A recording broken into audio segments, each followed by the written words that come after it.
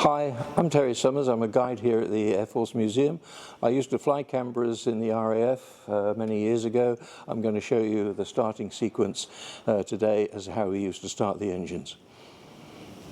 Normally you'd have all the power on at this time, so all the instruments will be lit up and everything, but the actual engine starting, you've got to ensure that the ground power is disconnected.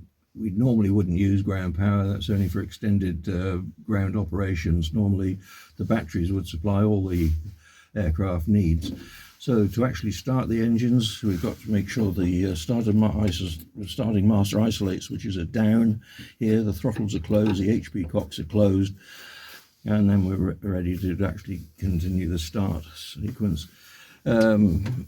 To start it, you've got to put all the LP cocks and booster pumps on, which is 2 per tank. One feeds the left-hand side, one feeds the right-hand engine side.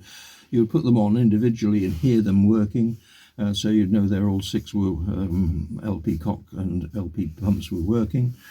You come down and switch the start master switch on. On that, the ignition switches would be on for both engines down here. The HP cock is shows, and you're starting the engine, so the throttle is closed. The HP cock will go on, hit the razor start, give the signal to outside that you're starting, and hit the start button. The engine, that would fire a cartridge in the engine, which would spin a little turbine to drive the main engine over, and a self-sustaining RPM that would then stabilize at about 50% ground idle.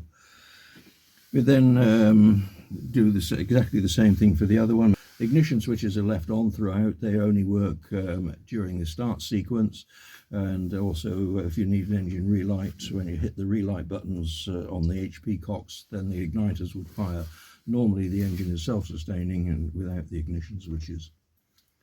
And that time we can complete the after start checklist, make sure everything's working, the hydraulics are up, the oil pressures are raised and everything, wave the chocks away, release the brakes, call for taxi clearance, and then roll away.